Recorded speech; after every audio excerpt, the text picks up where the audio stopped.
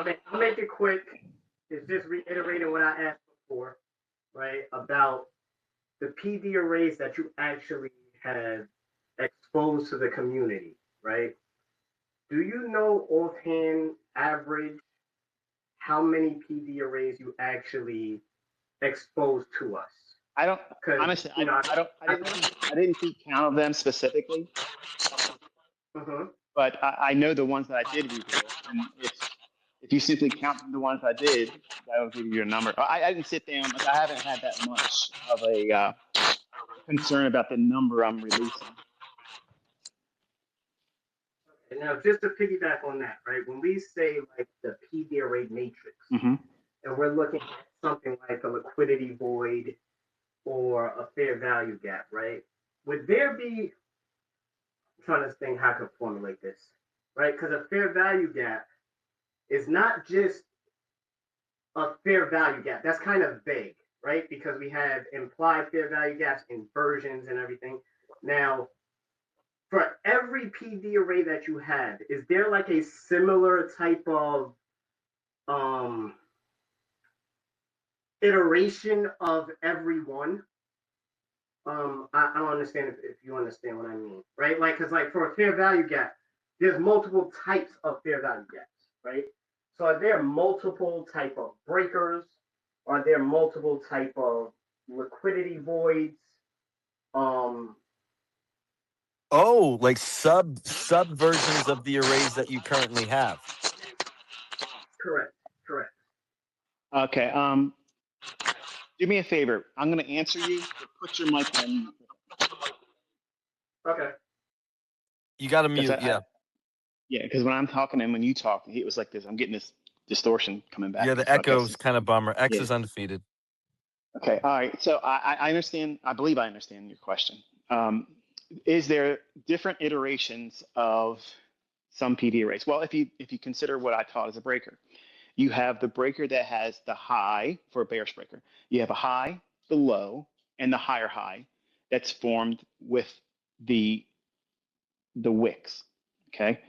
And then there's others where you can see a high, a low, and a higher body, but the wicks can be the same. Or the wicks can be reversed, where the wick on the first high is higher, but the body on the second high is higher than the first swing high. Did I say that clearly enough? Do you understand what I mean by that? Did I lose you? Oh no, that makes complete sense. Hopefully, Pippi does it. I follow. I, So there are in mentorship, are you a private mentorship student that went through behind the paywall? Yes, he is. He is a mentor. There's just some echo vibe going on, so I'm just Yeah, trying to it's answer real for bad. him. I think he's aware of that as well. But yes, he is a charter mentorship Okay. student of Then yours. he knows that I taught the variant role of a breaker where you can keep the wicks can be equal or the first high on a bearish breaker, which you would expect to see a lower high form and the right high is higher because it's like a turtle soup setup. It goes up the break and go lower. We use the bearish breaker as an entry once it goes to the low, once it swings below it. Well, in mentorship and private behind the paywall, I taught the students that the highs by wick basis alone can reverse their role. The first swing high can have a higher wick than the one to the right. But the bodies on the second one to the right needs to be higher than the bodies in the first swing high. That is an iteration of a breaker that if you're behind the paywall, if you were with me, you know I taught that.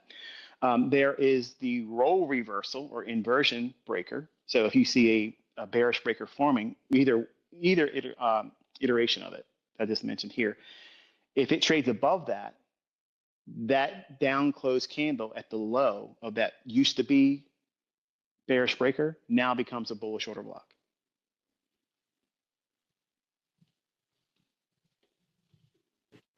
I'm following. Thank you. Thank you very much.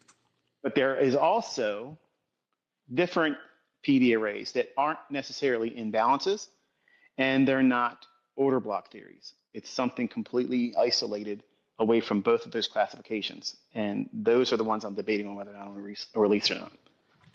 Yeah, Release. Release it, Michael. Release it. Well, he's Release put it it. in the ether. It's already out there. Go for Ladies it, and go for it. gentlemen, just kidding. You heard it here first. Yeah. I appreciate you. Thank you. No problem. I appreciate that. Great. Where did Ryan was here? I don't know where he went. I mean, X is undefeated. I don't know what happened. Neil's here, and we are wrapping up. So Neil, do you want to jump in at all? Hey, yeah, I appreciate you letting me come up, man. I literally just finished watching the live stream. I joined late, so That's cool. With forgive the me. idea, what are your thoughts and 2 cents on the live stream? There's Ryan. We'll get Yeah. Dodgy can be our the finale for the combo today. After you though, Neil. So Yeah. So yeah, no, it's fantastic. It's extremely eye-opening, and if you really paid attention, a lot of the breadcrumbs start turning into a whole loaf. And so one question that I had though is if we have we're grading the wicks on a daily candle, and if we have a gap in between our wicks, so we don't say we're using 2 different days like we are this week or this past week for the wicks that we're grading, the zone in between those 2 wicks, would it be advantageous for us to grade that as well? What do you mean by As you know, gap? I'm not sure. so if we have if we're using the premium gap, we have that graded, and we have our discount gap graded, and in between those 2 graded wicks is an area of price that we don't have that would constitute the respective bodies, like the respective body between the 2 graded wicks. Would it be something for us to grade that area between our premium wick and our discount wick that we have graded on our chart?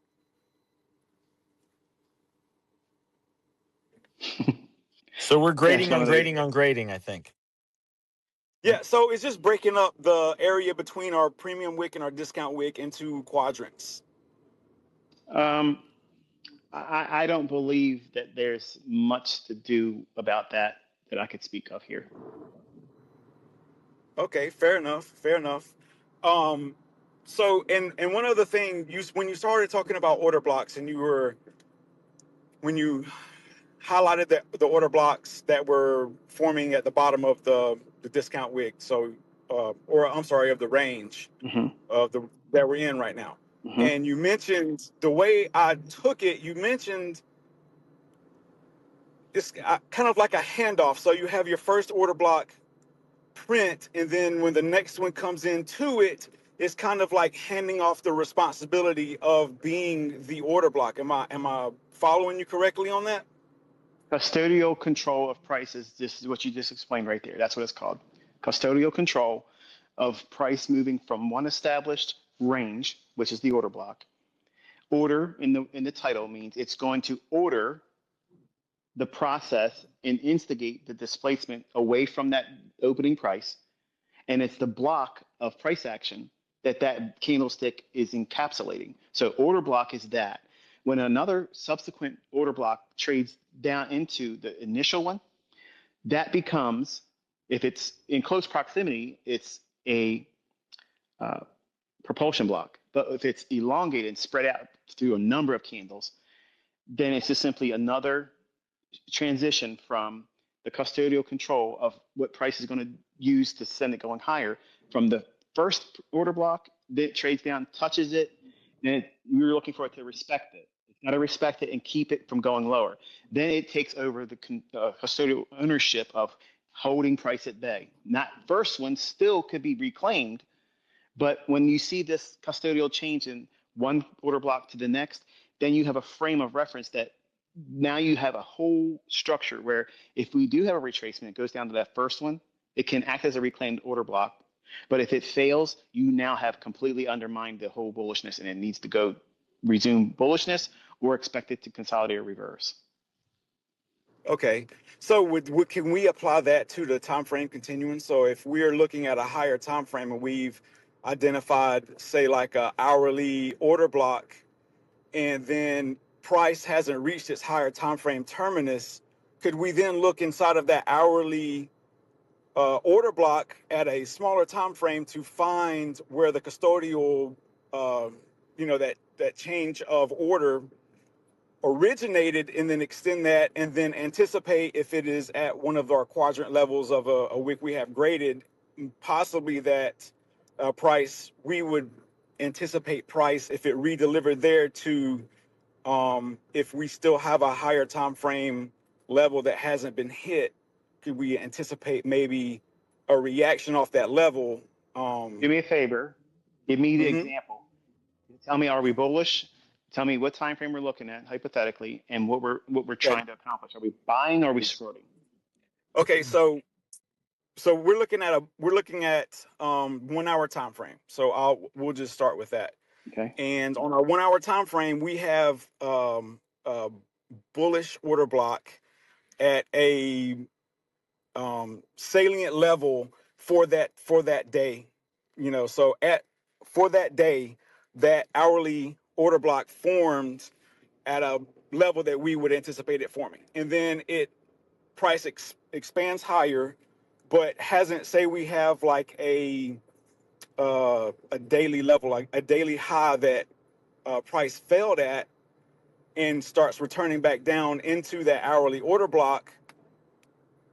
If we were to go into a lower time frame, say like the 1 or 5 minute, and look into that hour that created that initial order block that sent price higher before it failed, and we find in that hourly order block the 1 minute or 5 minute order blocks, that custodial chain, and we extend that to the right, could we anticipate a reaction off of those levels when price returns to those, I guess you would say, a reclaimed order block, and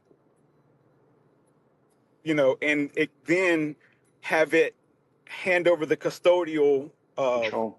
chain control to those new order blocks, say, that would form inside that previous hourly order blocks range, you know, kind of like a daisy chain of order blocks, I guess you could say.